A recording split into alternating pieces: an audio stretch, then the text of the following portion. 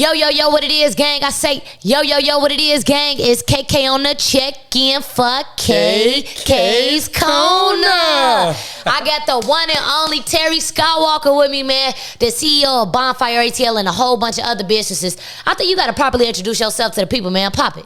What's good, man? It's your boy Terry Skywalker, man. Yeah. Professionally known as Dr. Terry Walker, CAU alum. So, you know, I'm out here with KK, getting it in, BONFIRE ATL CEO, and I'm going to kick it. Yeah, you know what I'm saying, man? We got to address a lot of things on this podcast, y'all. We got to address a lot, but before we even get into all that, I think we got to do 2 story times before we address what we came here for. I think we got to do the story time of how me and you first met, and then I think we just got to do a general background story of you and then how you met them. And then we tell our story of what's going. Like, you know what I'm saying, y'all? I met Terry one night. This was October of 2021. Damn, nigga. Or was it 2022? I think it was October 2021 because I've been at BONFIRE for over a year. So this was October of 2021, y'all. I was outside by myself networking. I was at this club, right? So I'm at the event and I'm literally Jungle Boy event. Yup. Help me out, fill me in. We at this spot. I'm by myself. You were there with who? Uno. And who else? Just Uno? Yep. And I was walking around just passing out flyers, trying to promote the podcast, letting people know what I got going on. You know, I'm just promoting myself. I'm by myself. It's like, what, 1 o'clock in the morning? You know what I'm saying? And I'm walking around. I get to his table. I put the flyer down. Then, boom, how the story go from there? No, see, my version of the story. Okay. I walk in and I'm with Uno and we sitting down chilling and we just kicking it. Yeah. And they started having people talk about who they are. And you got up. Yep. And you was like, I'm KK. I got a podcast, KK's Corner. Yep. I go to Clark Atlanta University. That's the only 3 things I needed to hear. That's it. I'm like, oh, she went to CAU? Yeah. Oh, she go to CAU and she live. I see she got up and she spoke and she was walking around meeting everybody. Now, I told Uno, I said, yo, I need to meet her. That's what I said. And I was just sitting there chilling. And then you started making your rounds around the room. And Uno looked at me and said, see how it worked? You ain't even got to go over there. She about to come to you. And then when you got there, the first thing I said to you was, I'm going to change your life. Yup. And man, y'all, it's late at night. It's 1 a.m. I'm in the club by myself. I said, you see an old nigga talking about, I'm finna change your life. I'm looking like these niggas look like they got money. They got some good smoke, some drinks on the table. You could tell by how they dress. So I'm like, okay. So I sit down, get to politic, and we get to talking. We exchange numbers. I end up hosting BONFIRE, and the rest is history. I told you who I was. Yeah, and you was explaining everything. I said, yeah, I'm the owner of BONFIRE. And you was like, what? Yup, because I seen it on his shirt. He was like, you know what this is? He pointed to his shirt, all dramatic. You know what this is? And I'm like, well, he like, I'm the owner of BONFIRE. I'm what? It's the biggest weekly running event in Atlanta. We've been going for 10 years. You give me the whole spiel. And then like, it was like up from there. I remember he texted me to host BONFIRE one Sunday. I killed that shit and I was on the schedule every week after that. Like that. That's so look, for those who don't know, BONFIRE got previously had 3 owners. So like, talk to us about your experience of like, first I'm gonna just tell you how you even got to owning BONFIRE. Yeah, like about that, because you was hustling, you was at Clark, you doing your thing. 9 years ago, yeah, I came to BONFIRE. I was chilling with one of my homegirls. We was outside of Cafe Circa, which Cafe Circa, it had this day party that was real popular. So we was leaving the day party. I think at that time I was drinking, because I haven't drank in 9 years. But at that time I was wet. I was fucked up. Leaving Cafe Circa like, hey. Hell yeah. and I met the girl. We wasn't even friends. I met her and she told me about BONFIRE. She was like, yo, you need to come to BONFIRE. I said, what the fuck is that? Yeah. And I went the wrong place. I went to some shit on the east side first. And when I got to the shit, it was in BONFIRE. So I eventually found it. And I was like, oh, this shit is dope. And at that time, BONFIRE was set up ill. You know what I mean? Like when you first walk in, it was like mad, because you didn't have no age limit at that time. So when you first walk in, it'd be mad old niggas by the exit. Like, so all the old niggas hung out closer to the front. Yeah. And the further you got back, the younger it got. So when you got actually by the fire, the 18-year-olds was jumping around, bugging and doing all that shit. Yeah. And I was like, oh, this shit is dope. And then you have people like playing the guitar, by the fire and singing and all types of shit. And the inside, it was, you could drink, and it was niggas performing. It was flip cup and all types of shit. All type of games and interactions. Interactions and shit. So I started coming every fucking week, and the shit was lit. And at the time, I was rapping. So I did the first artist takeover at Bonfire. Shice. Yeah, I pulled up with 100 niggas. Straight up, my team, DNA, dopest niggas alive. Yeah. You know, I'm the oldest nigga. I'm old as hell, but these niggas is all, right now, they probably like 37, 38. Yeah, so they was, they was young at the time. Yeah. You know what I'm saying? So I pull up with like, DNA basically is a crew, started in South Carolina, a bunch of cousins that used to sell dope together. They started a crew of 60 of them. You know what I'm saying? 60 people? Yeah, it was 60 of them. Damn. 30 of them got locked up on a RICO. But the other 30 spread out throughout the rest of the country and basically started fractions of DNA in mad different cities. Yeah. So I pulled up with mad different fractions of niggas. You feel what I'm saying? And we took it over, and I just started coming. And eventually they shut Bonfire down because they lost the space, and it shut down for a whole year. And I had met the owner right before it shut down, and me and him, we got real close. We was hanging out all the time. I was always at his crib or whatever. But he was on drugs. I'm just keep it real. He was on cocaine really hard. Yeah. And he started like spiraling. He would curse out the employees, especially the women. I don't really like that. You know what I mean? And I asked him one day, I said, bro, you know, you create a vortex every Sunday, an energy. Yeah. I said, you got all these people that come to see your shit. I was like, but you got niggas sniffing coke, niggas in your crib wilding, and all of that shit. And I was like, what you gonna do? Like, what you gonna show them niggas? Because they come to you to see some shit. Yeah. You know what I mean? And he couldn't answer me. You know what I mean? And eventually, the guy who owned the space, he cursed him out too. And the guy, man, so it's like now you done there burning bridges with everybody, even the space owner. he gone. Well, I'm gonna tell you the people he cursed out. He cursed out Red Bull. What? He cursed out MTV. He cursed out Jay Carter from One Music Fest. Nah, not One Music Fest. You're wildin'. He cursed all of them out. So eventually, the guy who owned the space came to us, and he was like, "I'm about to kill this shit." Yeah. He said, "Cause I'm tired of how he talked to me and shit." You feel what I'm saying? He said, "If one of y'all don't take over to do business with me, then this shit about to die." And you know, Bonfire had 30 employees at the time. And at the time, I had left because I wasn't fucking with him no more because me and him started getting into it. You feel You what like, I'm saying? finna leave this high ass nigga alone. He tripping. Yeah. So, you know, I did some paperwork because I'm a doctor in business. I did some paperwork, and in comes the partners. The partners were Michi and at the time Fresh. I went to them two niggas because they was already working there. Fresh had already got fired by a dude, but he was in charge of the stage. Okay. And Michi was in charge of the video games. He was like Lil Meech. Oh, okay. That makes sense. Yeah, he was a video game nigga. Yeah. I was the person, I was the, what you call that? The promotion manager. Okay. And I owned a photo booth, and I was doing a photo booth, and I would take on other jobs when it was lacking, like New Year's. Gary didn't come do the fire. I had to do the fire and shit like that. So you was basically pretty much picking up the slack around Bonfire and already investing like your time into it. Yeah, and rest in peace. There's another guy named Mo. Yeah, rest in peace, Mo. Yeah, Mo. He was in charge of vending in the front door. Yeah. You feel what I'm saying? So really running Bonfire at that time, it was just me and Mo, and then the owner, but he would just show up and, you know, get his money, keep moving. Yeah. So Michi and Flex went, because when I went to have a meeting with Fresh, Michi had his homeboy there, Flex. So that's how Flex got involved. Yeah, Okay. and I never met Flex. I didn't know him or nothing. But Michi was like, yo, I'm going to give him a percentage of my percentage because that's my boy and I want him to bring him in.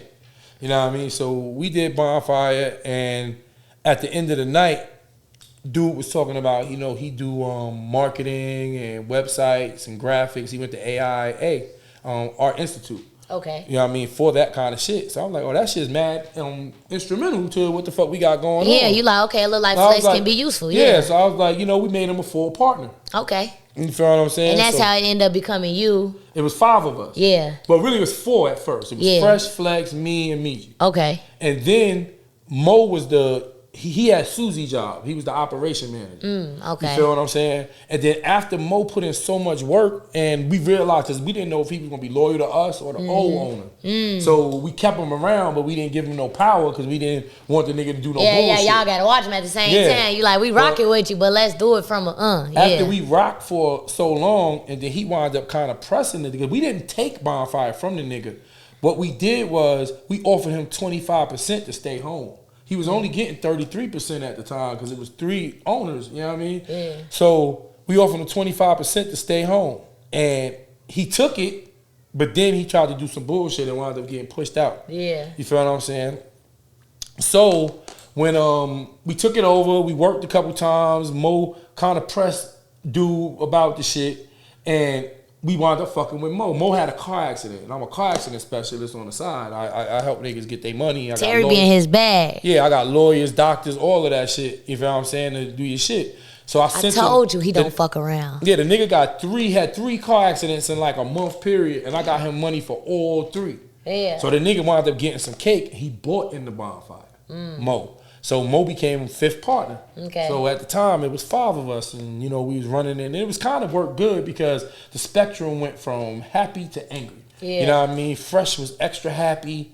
Then you had then you had Mo, who was happy but kind of a little bit angry. Then you had me, that was dead in the middle. Yeah. Then you had Michi, who really don't give a fuck, but he could be an asshole sometimes. Yeah. And then you had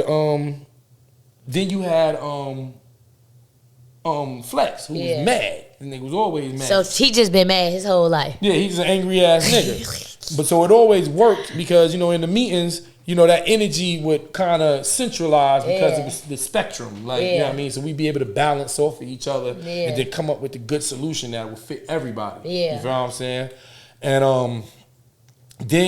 and we was doing really good. And then the owner, the former owner started calling the police on us every week.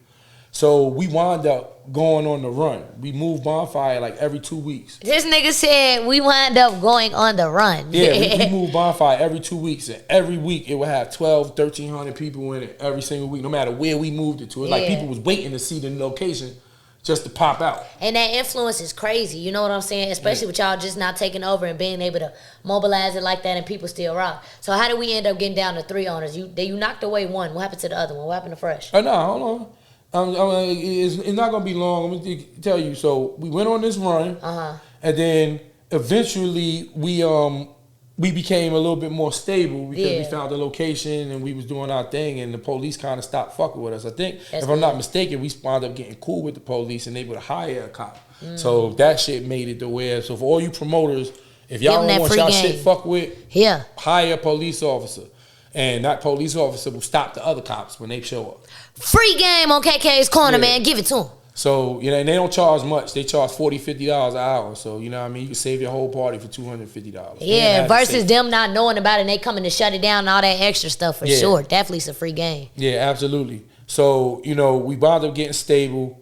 And then we had like big plans. We had this building we had just got with this Chinese dude. We put up $60,000 to the building, and we was waiting to open, and we was set to make $10 million in the next 2 years behind that shit. Damn. You know what I mean? And COVID hit. COVID hit. It shut us down from May until June. It shut us down. So damn. Okay. Yeah. So. Everybody was fucked up. Wasn't no money nowhere. But you know, we started getting them PPP loans and them stipends and all that. Yeah, stimulus. Yeah, find a way to make one, man. Yeah, you know what I'm saying? And then they made it to where people could open up again. Yeah. And even though they wanted us to be 6 feet apart, have masks and all that shit, we became the #1 event in the country because every base else in the country was closed except for Atlanta. Yeah, it was. Yeah, the whole country was closed, but Atlanta still had clubs going on, parties going on. I was going to work every day. I was working at Walmart. Like, I'm going to work every day, working at Walmart. I'm still going to the club, going out to eat. Like, and I'm calling my family back in Chicago. They're like, you crazy. They all penned up in the house.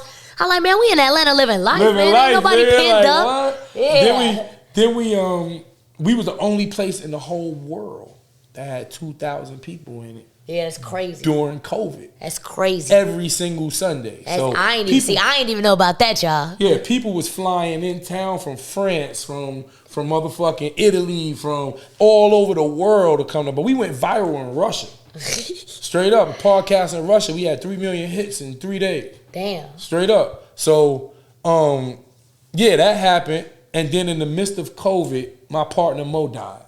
You feel what I'm saying? And that was kind of devastating. Me and Mo used to bump heads sometimes, but I'm usually cool because I'm a street nigga. I done seen mad niggas die, like literally looked over niggas while they was bleeding out type shit. Yeah. Like you know what I mean? After they got shot by somebody or whatever.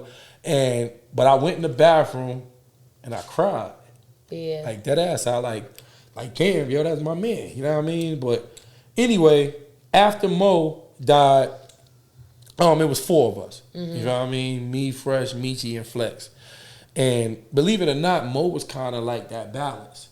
Yeah, Mo was kind of like that balance. And when Mo died, that shit started unraveling. You feel what I'm saying? Yeah, he was the it wasn't that fifth vote wasn't there no more. So it could end up 2 against 2. Yeah, and then it's like y'all might never reach a decision. Yeah, shit like that. So at the time, I seen what was going on, and I suggested, because, my partner Fresh, at the time, he was doing this shit called Takeoff ATL at Union EAV. Mm-hmm. And what happened was we wound up becoming silent owners or managing owners of Union EAV in East Atlanta Village. Okay. Yeah, and we was doing that too. And we did that, like, right before COVID. Yeah.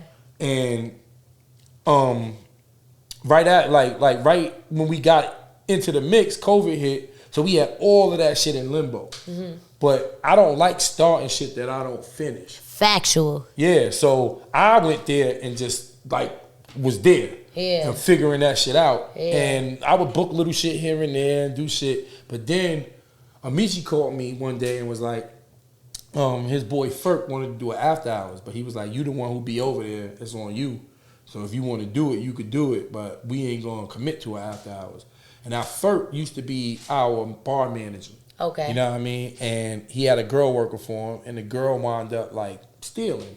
I caught her stealing based off of the... Bitches ain't shit. Yeah, hoes and tricks. I can eyeball the bottle and tell you how much money should be in my pocket from the bottle. Yeah. So she was taking like half the money type of shit. Like dead ass. She ain't even taking her little $20. She being greedy. Yeah. So I basically fired her. But then the girls that I hired was bar managers at Sweet Lounge. So I kind of didn't need another bar manager, so I got rid of Ferk. Your network was always so big, you able to pick people exactly where you need them, pull them from where you need them in. That's what's up. So I felt sad. I felt bad for firing Ferk because he really didn't do nothing wrong. Yeah. So when he offered the after, he asked for the after hours, I didn't want to do it. Yeah. But I wanted to throw him an olive branch. Because you felt so bad, so you like, let's do it. Yeah. So, we wound up starting the after hours. At the time, the AC was broken. It was like 90 degrees outside. So, rest in peace, Trouble. He used to be up in there. Okay. You know what I mean? A couple other people used to be up in there, but it was so hot that, it wasn't really lit like that. And then I finagled my boy, or got my boy to finagle the system. And he was supposed to pay $6,000 for the shit, but he's an AC guy. He fixed it for me for $600. Damn. Yeah. I told y'all them connections and networking to take you far. That was up. So when he fixed it, we kind of became like one of the top after hours for like a whole summer. What? Like wall to wall the whole summer. And then what happened was, even though my partners act like they didn't give a fuck, because, at first we was giving Michi a third of that shit. Yeah. But he wasn't coming. And I'm like, nigga, I'm not going to be up till 6 in the morning busting my ass. And then I'm paying you and you ain't even help me out? Yeah, so it wound up just being me, Ferk, and rest in peace, my other partner, DC. You feel what I'm saying? And we was making money. I was making an extra $10,000 a month off of the after hours. And that shit was like lovely. You know what I mean? Like straight up. And then, and right about that time, I said, hey, why don't we put all these companies we own under Bonfire? You know what I mean? Because Fresh had the Takeoff shit, which is a showcase. It's been open about the same amount of time Bonfire's been open. Yeah, I heard about that one. Yeah. And Michi and Flex got Atlanta Indie Market, which is, you know what I mean? So I'm like, and I'll just throw parties. Yeah. So I'm like, we can put all that shit under Bonfire and help each other out. Facts. You know what I mean? And, you know, Bonfire is a big umbrella. It'll boost up whatever the fuck you got going on. And that's how y'all end up getting the vendors from them, that from that. Okay. Nah, so, no, it didn't happen. Damn. Because Michi walked in like, why do we have to do that? And he killed it. Damn.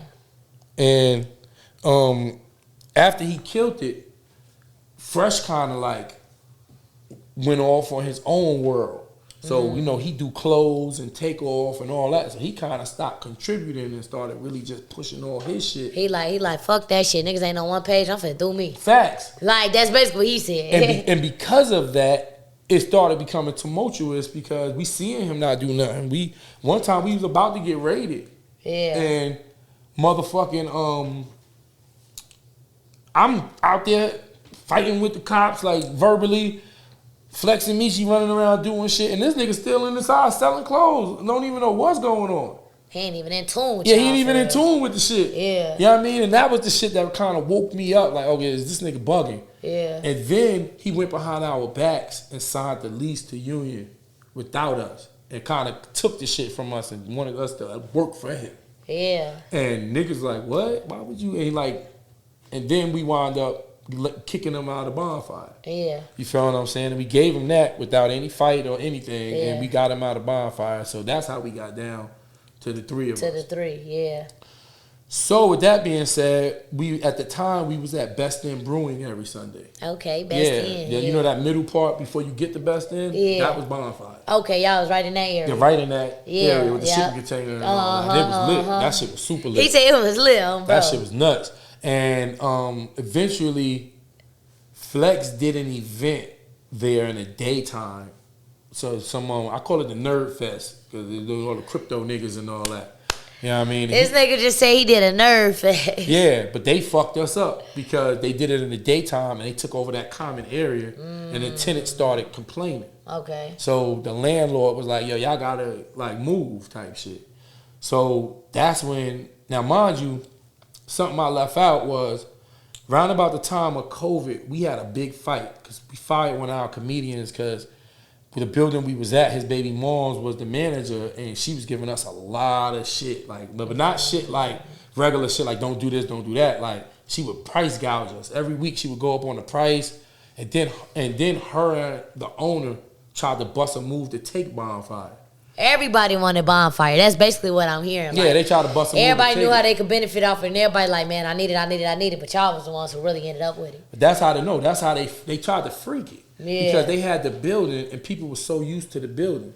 So I'm in Florida chilling with my wife, and I called the owner and I'm like, y'all got to pay you some money. I owe you money for last week and I want to give you the deposit for this week. Yeah. And he was like, yeah, you can pay me the money for last week, but hold off on the deposit for this week. But I'm like, okay, whatever. Yeah. So when I got back, I came to see him and I told him, oh, I forgot to get the deposit for this week. He was like, oh, you don't have to worry about it, hold on. But I'm a meticulous motherfucker. So even though I was right there about to meet with him, I walked across the street to Kroger and went and got a money order to give him the shit for this week. Yeah. When I went to put it in his hand, the nigga was like, no, I wanted to tell you somebody rented the building.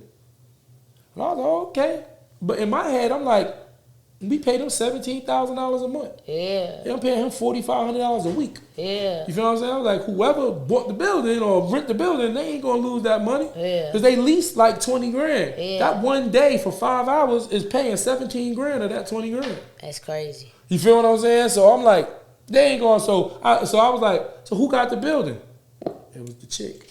Wow. Yeah. And what's crazy is my homegirl Lola, who you got her job now. Yeah. You know what I mean? Yeah, shout out Lola, man. Yeah, Lola called me and was like, yo, Ty Mills is posting flyers like he doing Bonfire.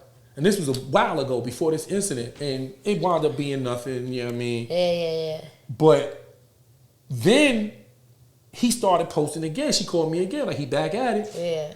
But then that a couple minutes later, I found out that they took the building. Yeah. So they was planning to open up, ban us from the shit, and people were still gonna come because they used to coming there. Because they used to the name and the location. Yeah. That's crazy. I found out the day before, so I went to Instagram, and told niggas like, yo, that shit ain't real. Don't fuck with it. Da, da, da. And because at the end of the day, regardless of the name, like you've always been like the face of it. They always know the man with the white beard, the man with the white beard. They always gonna follow what you say. Yeah, so that shit was empty. Yeah. And then we still had a lease on the parking lot right next to it. So we all just gathered up in the parking lot and shut that shit down. Like every time people was coming, we like, nah, that ain't real. When they saw me, they was like, oh, if that nigga said it ain't real, that shit ain't real. That nigga is bonfire. Bro, the power and influence is crazy. I know exactly what you mean, bro. Then we found another building on Marietta Street, right across from the aquarium. Yeah. And we rocked that. We rocked that shit out for like a year and some change. Yeah. And then eventually, and then we had to move from there, and that's when we moved to Best End.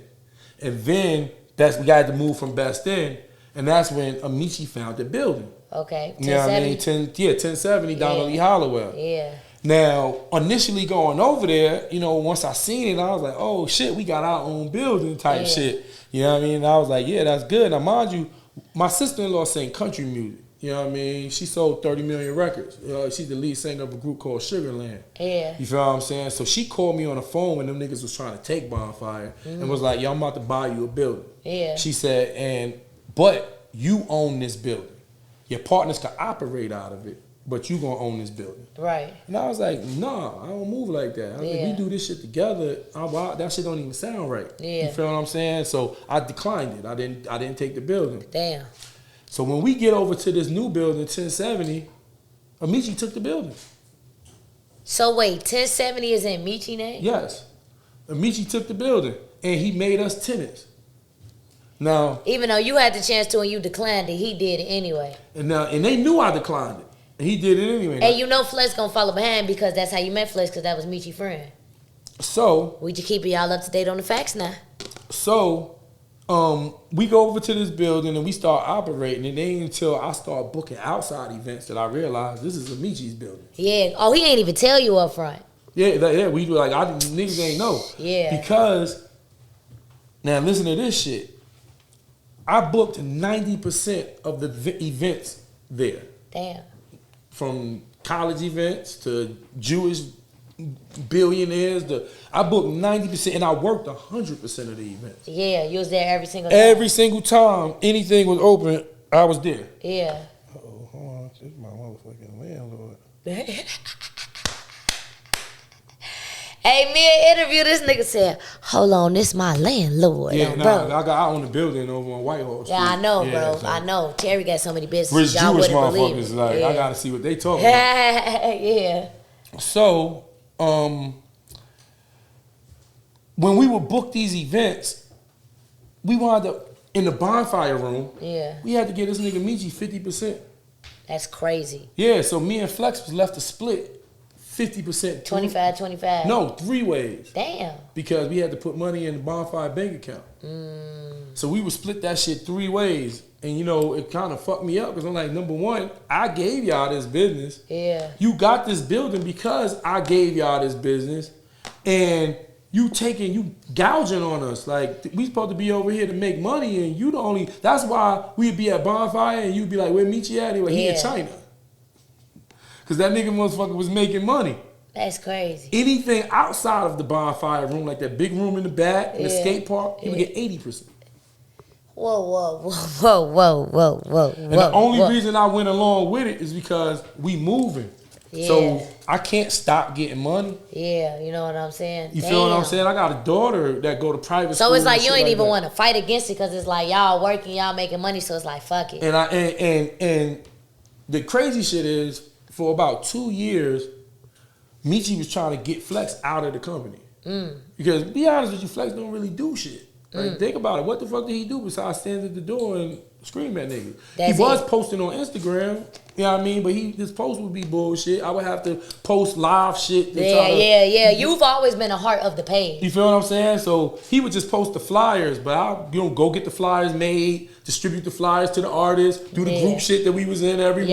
Yep, send the text out, all of that shit. And, you know, he didn't really have no duties. He was in charge of the web page, but he outsourced that to a nigga named Justin. He was in charge of making the flyers, but at the time he outsourced that to a nigga named Yante. Yante wound up getting locked up. Oh my God! Yeah, hold on. Yante wound up getting locked up, and now Gardy do the flyers. Yante was cool than a motherfucker too. Hold that thought. Yeah, and we back, man. Had to get on cameras right. We back, man. So back to what you were saying.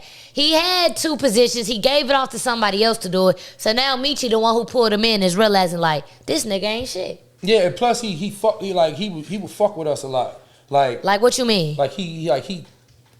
He's very aggressive. Yeah. So he's very aggressive. So he will call us. Oh, he'll text us and ask us a question. If we don't answer the question immediately, he follows with like 8 question marks.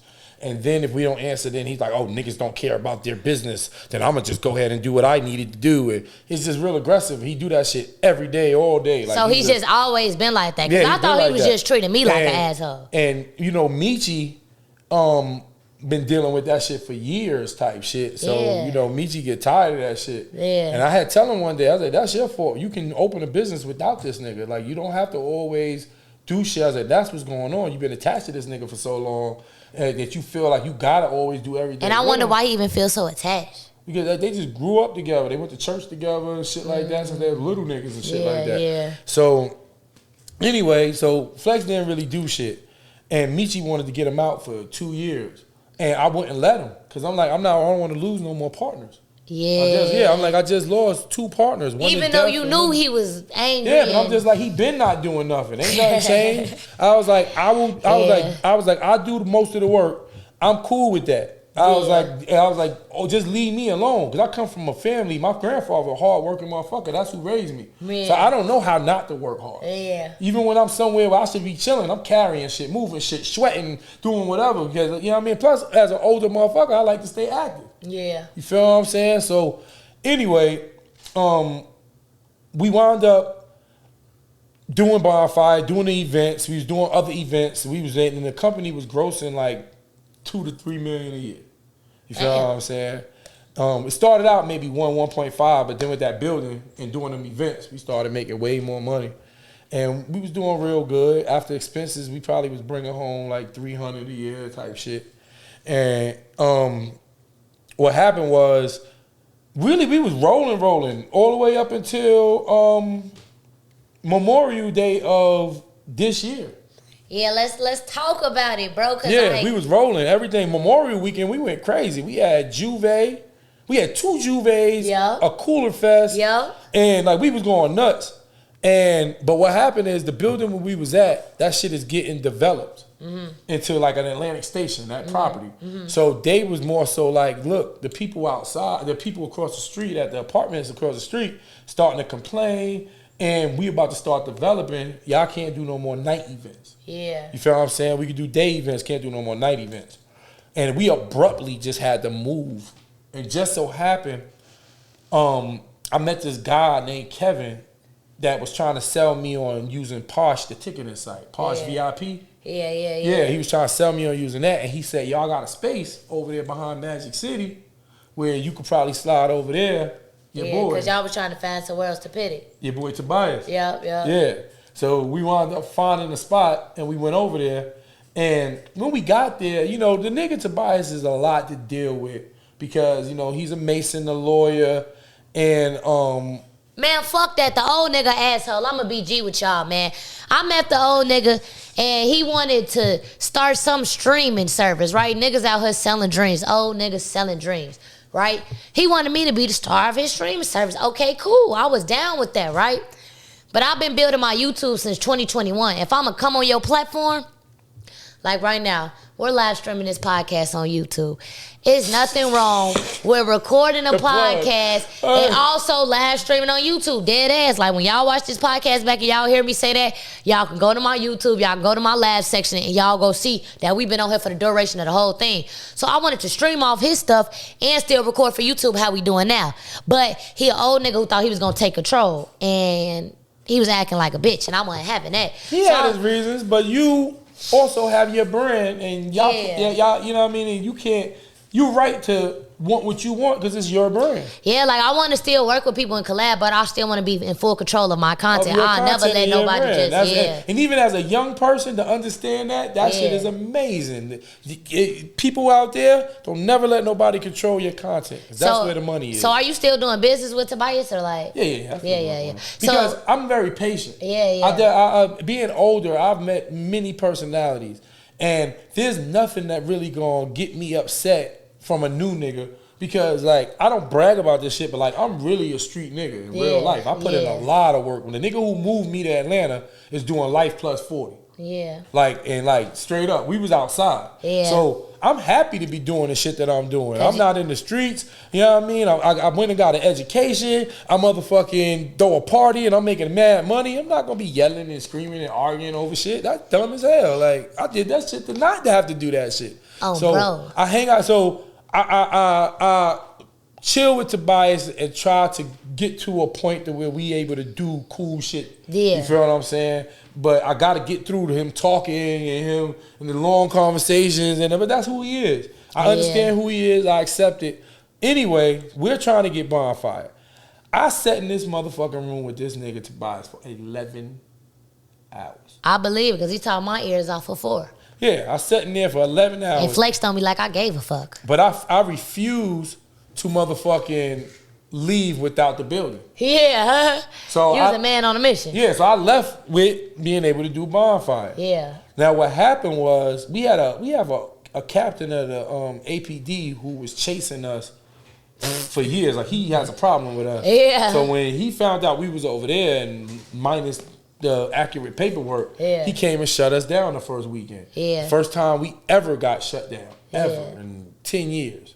So, you know what I mean? I was there that day on, bro. I was there. Yeah, so that shit kind of felt bad, but it wasn't that bad. We lost some money because we had to give people their money back for certain shit, but it wasn't bad. You know what I mean? And then we opened up the week after that, and it was good. Yeah, we was at back the underground. No, we was back at there. Yeah, and it was good. Then we opened up again, and we got shut down again. Yeah. You feel what I'm saying? So now we just ain't fucking with it no more. Yeah. But these niggas blame Tobias. They was like, he was supposed to have the paperwork and da-da-da. And I'm like, my nigga, I was on the phone with the police department and him. And, like, they basically capped that nigga out and set him up to get motherfucking shut down. Because they said they was going to look out and was going to do this and do that. I heard it. Yeah. You feel what I'm saying? So I'm like, I'm not mad at that nigga. We going to figure this shit out. But, you know, I'm not going to burn a bridge with a nigga that own fucking, this nigga own like 80 acres. Yeah. So you trying to keep your network in the middle of the city. Yeah. So now I'm like, he do own a lot of shit, though. I'm not. And he own Bamboo. Yeah. The motherfucking the pool with the club with the pool in it. Mm-hmm. So I'm like, I'm not about to burn that bridge. So you know what I mean? And he funny to me because sitting with him is like sitting with a pops. You know what I mean? As a nigga who never had a father and my grandfather was the nigga who raised me, it's just familiar seeing an old nigga and talking to an old nigga. And you know what I mean? So I just sit and listen and chill and try to be respectful, but still try to make sure I don't agree to no shit that's gonna fuck me up. And you know what I mean? Shit go good. Anyway, I bring these niggas over to the shit with me because I just got tired of having these long ass meetings. I'm like, y'all need to come help me, you know, nigga. So, and I know Michi's a good negotiator, you know what I mean? I bring them two niggas in there, and they in there for 5 minutes. And after 5 minutes, Flex got his hand on his gun, and Michi is up in between him and Flex. But he's still kind of into Tobias' face, and it's about to get crazy in there. After 5 minutes. And let me tell y'all, I ain't gonna lie. I'm gonna keep it real with y'all, bro. And you know, I be real respectful. I don't even do nothing negative on my platform, but I ain't gonna lie, that nigga a bitch. I'm gonna tell y'all my story personally. Like, he did too much, bro. I was shooting my podcast at Bonfire, right? Terry had looked out because we got 20 minutes left, bro. So we got to get to the point, bro. I was shooting my podcast at Bonfire. I go ahead, bro. You come on now. You know the people. Come on, I go ahead. We 40 in now. Go ahead. Go ahead. These niggas went at it. And we already had a deal on the table with the Underground. Yeah. Now, why the Underground? Because the World Cup is coming to Atlanta. Smart. The World Cup coming to Atlanta. Underground is the central point of Atlanta. It's Smart. the 0 mark point of Atlanta. It's literally the middle of the whole city. Yeah. And that's where if you put Atlanta in the GPS, it will take you to the underground. If you just put Atlanta, if you like coming from Phoenix and you put Atlanta in there, it will take you to the underground. Yeah. You feel what I'm saying? Though? Like, that's perfect for World Cup. Yeah. So we left Tobias and we wound up going to the underground. And when we first got to the underground, we was upstairs. Yeah. That's not bonfire. Yeah, it was. The vibe wasn't the same. Yeah, like, it's people was still there, but like it was in the open. It was mad lights. So like the kind of like that ratchet turn up vibe that took away from it, but people were still there. Yeah, vibing. we had to get permits, and that mean more police, and you know niggas smoking weed and police and drinking police right there. Like it's just awkward. You know what I'm saying? And I always knew it was awkward. So the second week, third week, we still up there. So now it's a week coming, we don't have permits. Yeah. And we get to move downstairs where I originally wanted to be. Yeah, downstairs is fire, y'all. Yeah, so you know, downstairs, that shit is bonfire. Got secret rooms, all that shit. Yeah. So we moved downstairs and seemingly everything is starting to pick up and go good. Yeah. You feel what I'm saying? And all of a sudden, I get a call. I call them one day and I'm like, yo, yesterday was good. And them niggas like, that's not what we're here to talk about. They basically drafted, we have an operation agreement for the company. Yeah. So they drafted amendments to the operating agreement together without my input and then was like, you need to sign these. So I read the shits and I'm like, they got non-competes in there. They got I forgot what you privacy shit. I forgot what you call it, man. NDA? Kind of like an NDA, basically an NDA. Yeah. Yeah, I mean, non-disclosure, but it's called something else. And they got all of this shit in there. And I'm like, bro, I've been throwing parties since I was 17. How you gonna try to get me on a non-compete? That shit don't make sense. I was doing this shit before bonfire. Oh, so they trying to make it seem like you only could do stuff with them. Because, remember, Michi took that building to itself and he was making all that money. Yeah. But all the clients was mine. Yep. So he was making free money off you. So when you took when I left, I started sending clients everywhere else. Yeah. I'm the only one making the money because they're my clients. Now it's a problem. Now niggas in they feelings. Now niggas want to do non-competes when he was making 80% and 50%. You know what I mean? So now it's a problem. And I'm like, I'm not signing this. Like, I'm not. Yeah. And I was stalling because I really didn't want to sign it. Yeah. But then I had a heart-to-heart with them niggas probably like last Wednesday. Yeah. And I was like, y'all fuck with y'all niggas. We gonna figure this shit out. I'll read the shit. Just give me time to read it. It's 27 pages. I need to read the first one and then read the amendments. Yeah. So I'm reading it. I read the amendments. And by the grace of God, I didn't sign that shit because I was about to sign it. Yeah. Because I guess I took so long, these niggas started doing aggressive shit. Like what? Talk to me. This is the main aggressive shit that the nigga did. Like this what I've been waiting to hear, y'all. First we could get to you. Yeah. So the week before we moved downstairs, I'm in Dallas at Bonfire Dallas. Because, you know, we in Dallas. He gonna tell his portion, then I'm gonna tell my side, bro. So I get a phone call like, yo, you need to check KK because she da-da-da-da-da. She did this and do that. So I call KK and she tell me her story. Yo, I'm on stage and the vendor manager wants me to make announcements for the vendors, but it's in the middle of me actually talking on stage. Like she walks up to me while I'm hosting, while I'm loudly talking just like this and trying to get my attention while there's a crowd of 200 to 500 people looking at me. Yeah, so you know what I mean? And she said, you said when I got off the stage, she gave me the information. Yep. And I got back on the stage and forgot to say it. Yeah, I just genuinely forgot. I wasn't trying to be an asshole. I host parties, I forget. Niggas tell me, yo, I promise y'all, I wasn't trying to be an asshole, nothing. But this is her first person that she announced. She got 4 more people to announce. She can easily get back up there and say it during the second And person. I'm announcing artists, y'all, so it only take me about a minute, 30 seconds to a minute. But the artist is performing for 3 to 7 minutes. So you could talk to me while the artist is performing. But she being drunk and aggressive and yelling at me and didn't want to wait. A lot of times, miscommunication between people. Yeah. So I feel like Kai did the right thing. By telling Because rather than engage, because I tell people, instead of engaging and it get to how you and Kay got, go talk to an owner and we can, you know what I mean? Because she came back up to me a second time, but she didn't say nothing to me. She said something to the DJ. Yo, tell your fucking host I said make my announcements. Mind y'all, I'm not even hosting. I'm just standing there like, yo, you could have said it to me. I try to talk to her. She walk away. A security officer come up to me. They say, Flex want to talk to you. I go over to Flex. As soon as I walk up to him, when somebody tell you to do something, you're going to fucking listen. I'm like, yo, what are you talking about? I'm like, you could just talk to me like an adult. I had a problem with that. Then he snatched the mic out of my hand and said, we're not going to fucking pay you. I said, well, Terry paying me anyway. Then he stumped off. Yeah. That was the first incident. Yeah, that's what always got them mad, because the only thing is they don't know how to really necessarily talk in front of the camera like that. Yeah. Or they don't do it. Yeah. So I take it upon myself to do it because I'm comfortable in front of a camera. Yeah. You feel what I'm saying? But there was a lot of jealousy over the years. Like, so they felt like you was being the face of it, then I came around, now it's just me and you. So that's why they treat me so bad. Yeah, yes, basically. Because I brought you. Because them niggas had a problem. Yep. Them niggas had a problem with me because I'm not fat. Yeah. I'm not ugly. Yeah. You don't got a bad attitude. I'm the face of the brand, kinda. Yeah. And it was really like jealousy type shit, but I would just ignore it. You feel what I'm saying? Because it wasn't affecting me. And I used to ignore their anger too until this second incident happened, bro.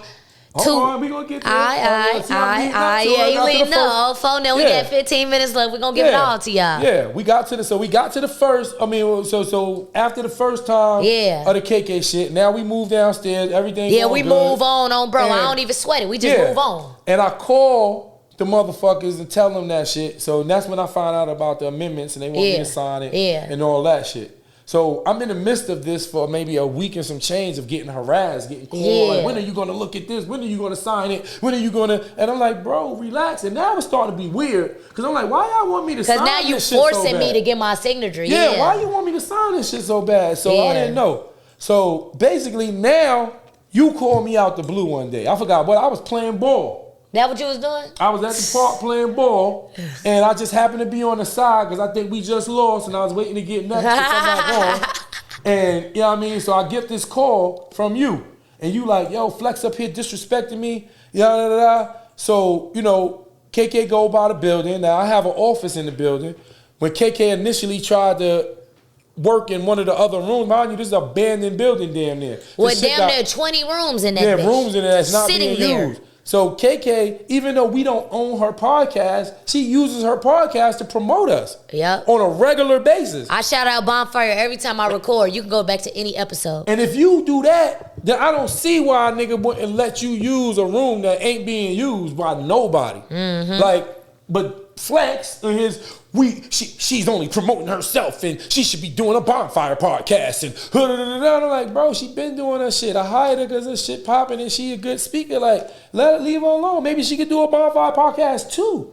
But don't motherfucking like try to shit on her situation when she's using it to promote us. Exactly. Like, that's crazy. You feel what I'm saying? So KK goes up to, so I basically gave KK my office, because my office is the biggest office because when we got there, you know, that was the most fucked up office. Yeah. So everybody wanted to take the office that was already nice. Yeah. And I was like, I'm going to make this shit nice. So I went in there, all that furniture in there, I moved in there alone. Yeah. Them big ass tables, I'm talking about have to flip. Yeah. You built it up. On the other side you built it up. Yeah. And I made that shit nice. You feel what I'm saying? With the help of my former assistant, Nakia. Yeah. She had a good eye.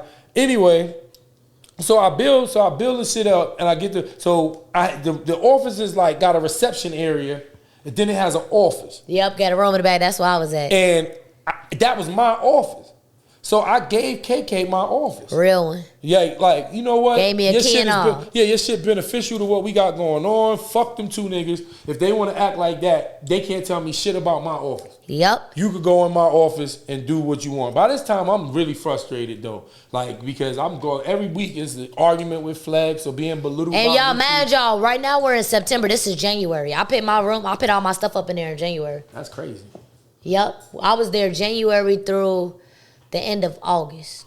So now when KK gets to the building, what she didn't know is that we was in the process of moving out the building completely. Like, we wasn't about to fuck with the building. But I didn't even know that. Yeah, she don't know that though. Actually, I didn't even know that at the time. Yeah, like straight up. So I pull up to the building. This nigga, who the fuck is that? Man, y'all, it's the same car. He know who it was. Okay, right. So I'm like, yo, it's KK. He like, what the fuck are you doing here? So he walking over to where I'm at, because you know how it's 3 parking lots. He usually want my people to park on the left. He did that because it was you. But the left parking lot was locked, so my people couldn't go there. I didn't go in the middle, respecting that he don't want nobody in the middle, so we went to the right side. You feel me? He did that because it was you. Because like, many people pull in that ain't even supposed to be there, that's just lost and sit there and trying to figure out where they going. But y'all, when I tell y'all this nigga get to doing the most, he get to, mind y'all, I got a client with me. We finna shoot a mic video. Cause I already had moved all my stuff out the room. I called Terry probably like, what, Dre, like 2 weeks before that I moved all my podcast stuff out. Yeah, he said you was about to do it over here. Yeah, I called Terry. I'm like, you know what, the energy is bad over here. Flex always mean mugging when we come in. Every time she said Flex was mean mugging. And he letting the dogs run up, you know what I'm saying? He got a bunch of dogs. That's just running up aggressive, fucking with me, fucking with my guests. I'm like, you know what? I'm finna just move. I'm like, Terry, I love you to death. I'm gonna just move my stuff out. He like, nah, you good. I'm like, all right, cool, because I never wanted to. What you should have did was go in there, open the door, and then have your guests come from the other entrance. Well, at the outside part, that's what we did for like the last month. You know what I'm saying? But yeah, but that would cause people to pull over there. So anyways, the person had pulled up. We pulled up in the lot. Man, y'all, all my stuff is moved out. I'm coming just to shoot a mic video. Bro, I'm gonna make this shit quick. We got like 8 minutes. We coming just to shoot a mic video. This nigga goddamn yelling and cussing at us and telling us we gotta go and calling me a little girl and just being hella aggressive. But I never disrespected Flex out of the respect of the relationship that y'all had together and the fact that I worked for Bonfire and I knew he was one of the owners. So whenever Flex would come at me, I would just tell Terry. But you know, after a while, it's like, you gonna get tired of doing that shit. Like a motherfucker gonna get tired. So he steady going off yelling, cussing. Oh, little girl, you gonna listen to what the fuck I gotta say? He gonna tell my client, get the fuck off my property. I'll call the fucking police on y'all. Y'all gotta go. Y'all gotta go. I'm like, what? So I just called Terry. He look at my car. Man, y'all, I ride with my strap. I ain't gonna lie. I drive an Audi A7. You call me a stud, but I'm still a girl. I drive a nice-ass car in Atlanta. I'm going to move with my gun. I'm too known out here, you feel me? So he like, oh, you got your gun on you? Bro, the gun on safety. It's not even cocked. It ain't one of the head or nothing. It's just on the seat.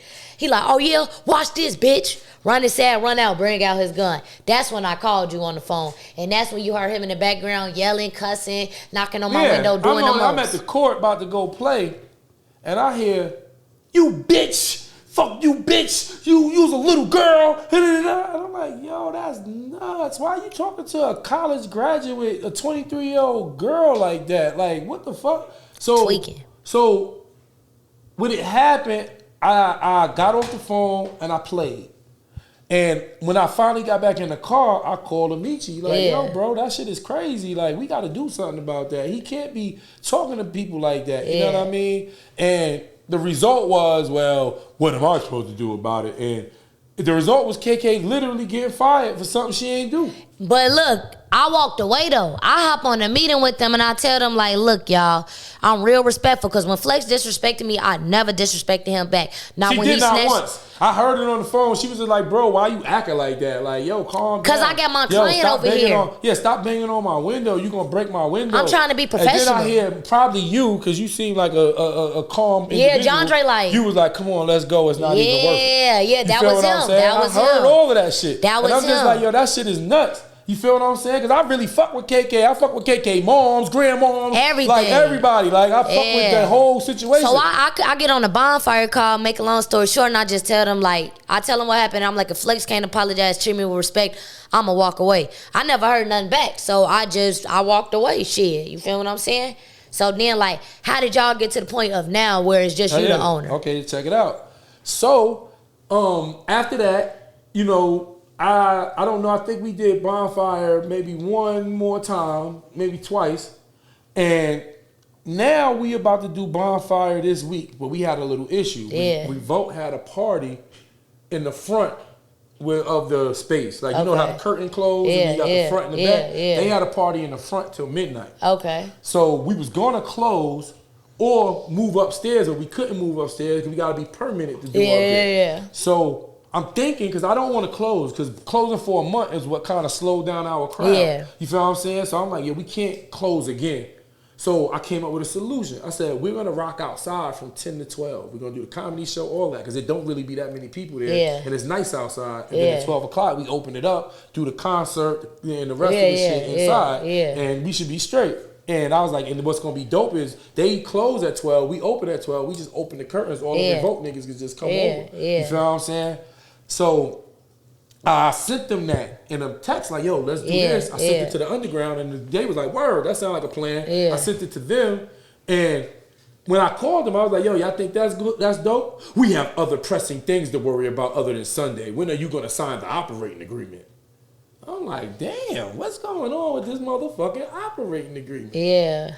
So I planned on still reading it because, but I'm working. It's Bonfire. So, Quisha on ATL Hookah Queen, the rapper, she had a show at Center Stage, and she was honoring Bonfire for being like one of the first platforms that accepted her. You know what I mean? Because now she's getting bigger. She about to get a record deal. That was up. Shout out to her. Shout out to her. You feel what I'm saying? So I go to this shit to accept the award.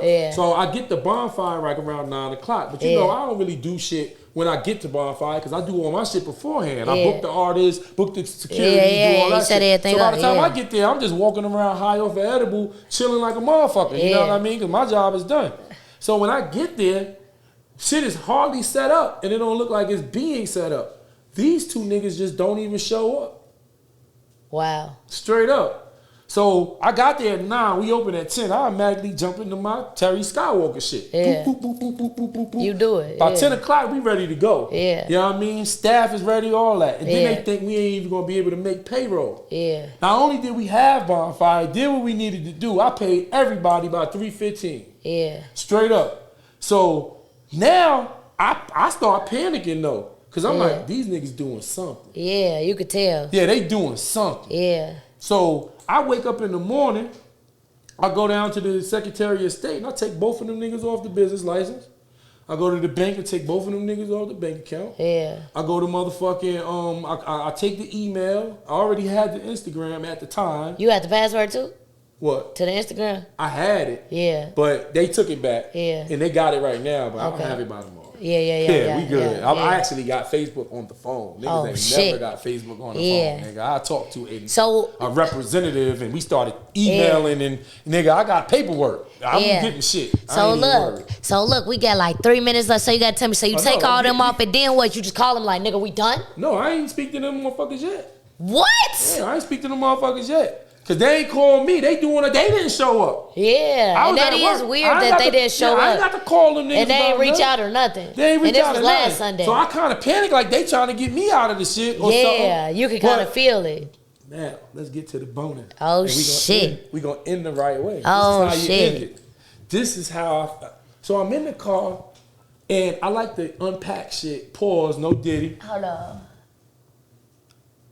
All right, keep going. I like to unpack shit backwards. Like shit like, why don't white people like us? Yeah. You so silly, bro. Yeah, and then I'll be like, they already got they foot on our neck. Why they still so aggressive? And then I'll back, and then I come up with So I'm like, why these niggas want me to sign this agreement so bad that they will cancel the event for it? Yeah. So I go into Chat GPT and I ask them a question. What the fuck? I asked them a question. All right, motherfucking. In the operating agreement, it says that it was zero capital investment put into Bonfire by anybody, me or them. That's the interest. Come to find out, because we signed that and put that in there, nobody had interest in Bonfire. Right. In the event that nobody has a capital interest in Bonfire, it reverts back to the original owner 100%. Remember I told you I'm the one who took it and signed the license and put them on it. Yeah. Shit, mom. So it's always that's why they motherfucking want you to sign that. Let me tell you what happened. Them niggas done went to a lawyer and tried to do some behind my back shit, and the lawyer told them, "Y'all don't own shit. Look at the agreement." Then they rushed to try to get me to sign it because they wanted to do the bullshit. And that's why they didn't show up, because they like, we don't even own this shit. Yeah, they on some new. They tried to strong arm me into signing it. Like, when it's not gonna show up. Yeah. And the shit went off. That's crazy. So I just sent them niggas a cease and desist from using anything Bonfire from the owner. Damn. Damn. Like that. Damn. And then got on a group call before I walked in here with the whole staff. And told everybody. Because I actually kick it with niggas and fuck with niggas. Yeah. Terry is actually the heartbeat of it. Yeah, they've been calling. They called innocent that owned the ticketing site and was like, yo, you need to take that down and we're gonna send you a cease and desist. And, you know, he was in Texas with me when you was gonna do that shit. That shit is so that crazy. nigga called me and they're like, yo, what the fuck? You know what I mean? And then they called Gardy and Gardy been my nigga for 22 years. So these niggas together is really trying to backdoor you. And it's just funny because Michi know that Flex don't do shit. He know he lazy. So it's like he just keeping him around just to feel like he got a sidekick to try to backdoor Terry. Yeah, because Flex go with anything Michi say because he don't do shit. So he just his puppet. Actually. So that's how we got to where we at. So this Sunday, 3 Upper Alabama Street. Damn. Bonfire ATL. Celebrating my birthday. This shit about to be crazy. I'm about to have my nigga Ills from BMF in the building, hopefully. Yeah. He just got out of jail. Yeah. He's the second in command in Atlanta of BMF. I got motherfucking a record label coming through. Yeah. First 100 ladies free. Yeah. Next ladies $5 all night. See. Guys, $10 pre-sale, $15 all night. We took money off. That's it. We back. Hey, y'all, and that's my return to Bonfire ATL. Like that. Like, comment, subscribe, and remember, fuck them other niggas.